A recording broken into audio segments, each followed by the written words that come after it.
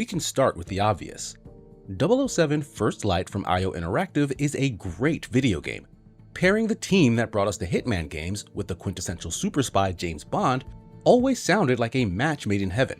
As its title aptly suggests, First Light is a fantastic introduction, but it feels clear that it was made with the intent to spawn a second, third, or even fourth light down the road, rather than possessing a strong individual identity with room to grow.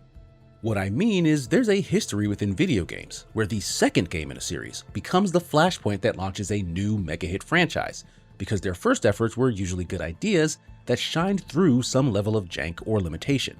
We've seen this countless times. Half-Life 2, Street Fighter 2, Assassin's Creed 2, Mortal Kombat 2, Diablo 2, and Uncharted 2. All of these sequels rendered their first iterations inconsequential with improvements that fixed pain points of the past and set new standards for their games and games like them going forward. And while this is in no way a universal truth with game franchises, it is, however, a trend that I'm seeing less and less of in our current AAA hellscape. It's always been risky to launch a new video game IP, but in recent years, it can spell doom for a studio if that launch misfires, leading to safer, more homogeneous first efforts from the field. But that safety can be an illusion. Take for example Striking Distance Studios, who has a new team with big backing from their publisher Krafton, launched the Callisto Protocol in December of 2022, a spiritual successor to the Dead Space series led by Dead Space co-creator Glenn Schofield. Yes, people remember the Dead Space series fondly, and yes, EA had done nothing with the franchise since 2013, but when it came time to reveal what they were working on, EA had a Dead Space remake set to launch in January of 2023. Regardless of either game's quality, it's just bad luck to suddenly find yourself in the shadow of the series you were trying to steal the light from in the first place. As a result of that large investment failing to pay out, massive layoffs followed, and Schofield departed, leaving what remained of Striking Distance as a satellite helper studio to Krafton's other projects. At the risk of sounding like an old man, new IPs used to have gimmicks, some quirk of gameplay or advancement of technology that set them apart, tried something different, and crucially, weren't nearly as expensive to make. This didn't always work, mind you. Fracture from Day One Studios, for example, is a 360-era title that allowed you to terraform the landscape during third-person gunfights, literally creating points of cover or high ground on the fly. But that core mechanic didn't evolve enough over the run of the game, and with middling firefights and a forgettable plot, it never managed to find a big audience. When a quirky new game does hit though, it can change the industry.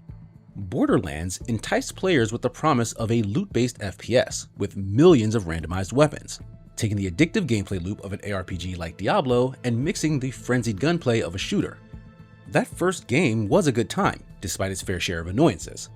The sequel, Borderlands 2, was a massive improvement in terms of both gameplay and story, and popularized the looter-shooter genre, which titles like Destiny owe their existence to.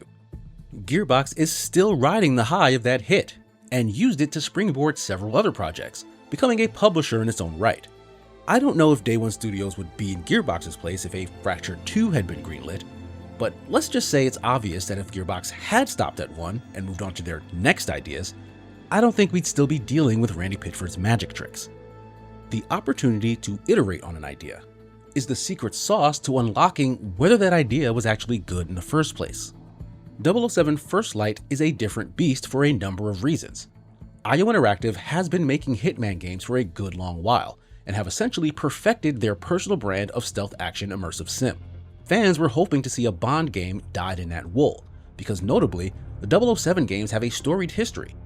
GoldenEye on the N64 is still considered one of the best games the platform had to offer, and various entries from different studios like Nightfire and Everything or Nothing proved it wasn't a one-off movie tie-in situation.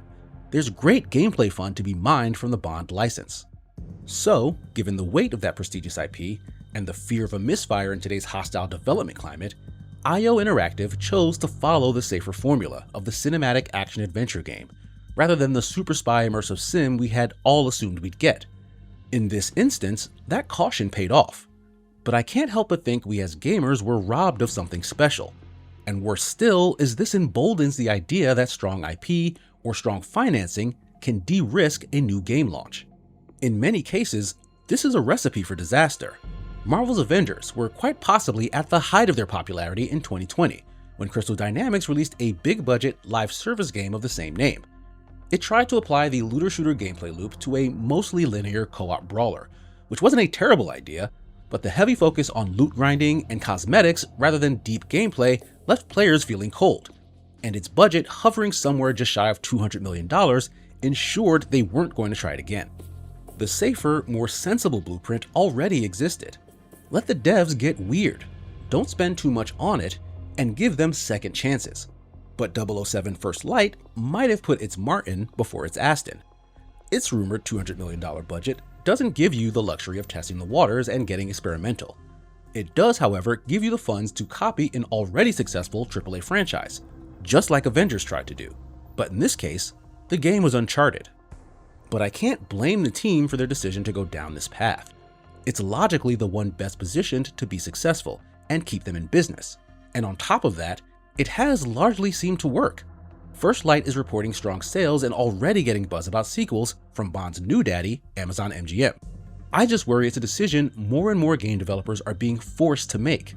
New game releases shouldn't be all or nothing gambles, and gamers shouldn't have to play the same games with new coats of paint every few years.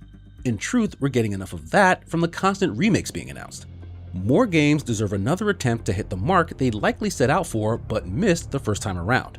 The weight of giving devs a single attempt to keep their doors open and feed their families suffocates creativity.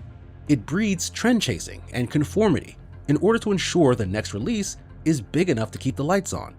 At this point, I fear every single developer I've mentioned likely has a few bold, innovative ideas that they'd love to see realized, but are forced to weigh the risks of losing their livelihoods. Because while 007 First Light is very likely an exception, there simply aren't many second chances in this industry anymore.